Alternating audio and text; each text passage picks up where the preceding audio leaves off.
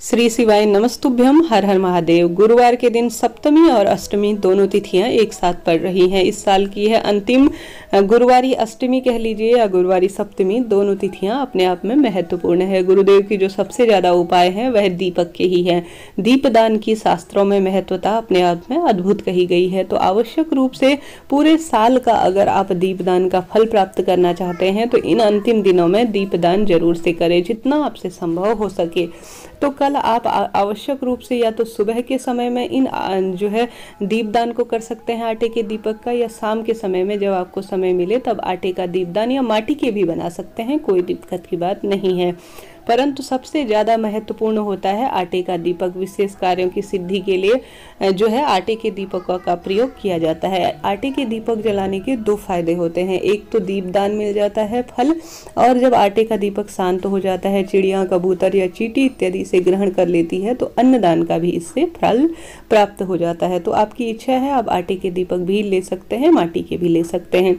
तो सबसे पहला जो दीपक लगेगा वह कल के दिन लगेगा केले वृक्ष के नीचे। श्री हरि विष्णु का यह दिन है। गुरुदेव बृहस्पति जो कि श्री हरि विष्णु के ही अवतार हैं, उनका यह दिन है।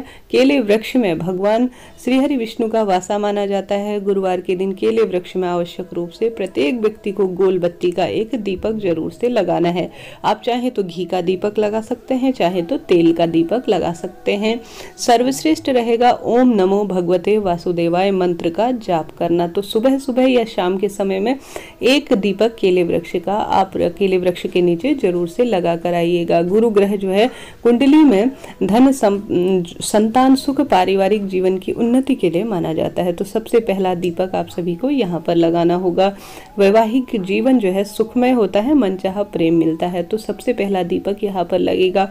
दूसरा दीपक लगेगा श्री हरि विष्णु के मंदिर में। गुरुवार का दिन अपने आप में महत्वपूर्ण माना जाता है श्री हरि विष्णु की पूजा के लिए।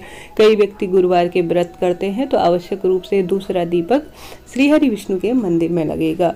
और तीसरा दीपक लगेगा वह लगेगा तुलसी माता के आगे। तुलसी माता जो है श्री हरि विष्णु की प्रिया मानी जाती हैं और गुरुवार के दिन उनका पूजन सर्वश्रेष्ठ माना जाता है। तो तीसरा दीपक माता तुलसी के आगे लगेगा। ठीक है, तीसरा दीपक ये हो गया। चौथा दीपक श्री हरि भगवान शिव के मंदिर में। भगवान भोलेनाथ है, सर्वे सर्वा है, तो आवश्यक रूप से अगला दीपक लगेगा जो वह लगेगा भगवान शिव के मंदिर में। शिव के मंदिर में भी गोल बाती का दीपक लगेगा। इस तरह का आप सभी को ध्यान रखना होगा।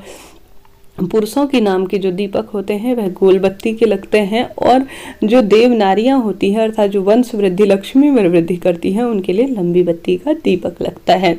यह हो गए 4 दीपक। इसके बाद 5वां दीपक जो लगेगा वह आपके घर के मंदिर में श्री हरि विष्णु भगवान शिव, अपने पितृ, अपने इष्ट, अपने सभी देवी देवताओं के नाम का जो 5वां दीपक लगेगा घर के मंदिर में प्रत्येक व्यक्ति को शाम के समय में जरूर से लगाना है।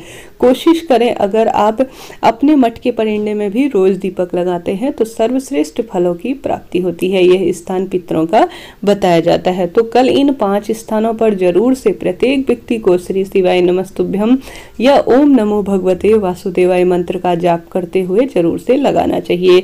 और यह बात भी ध्यान रखें कि हमेशा दीपक का मुख उत्तर दिशा या पूर्व दिशा की ओर होना चाहिए। कई महिलाएं गलती कर देती हैं, दक्षिण दिशा की ओर कभी भी किसी भी दीपक का मुख ना हो, इस बात का ध्यान रखें। और सर्वश्रेष्ठ समय होता है जब सूर्य उदय हो रहे होते हैं तभी पूजा कर ली जाए, और शाम को भी प्रदोष काल में पूजा सबसे उत्तम मानी जाती है। गोधूली बेला जिसे कहा जाता है। बहुत अधिक अंधेरा हो जाए तब पूजा का कम फल मिलता है, इस बात का ध्यान रखें। महादेव आपके घर परिवार पर वास करे, सभी मनोकामनाएं पूरी करे, ऐसी प्रार्थना करती हूँ। जय श्री राधे।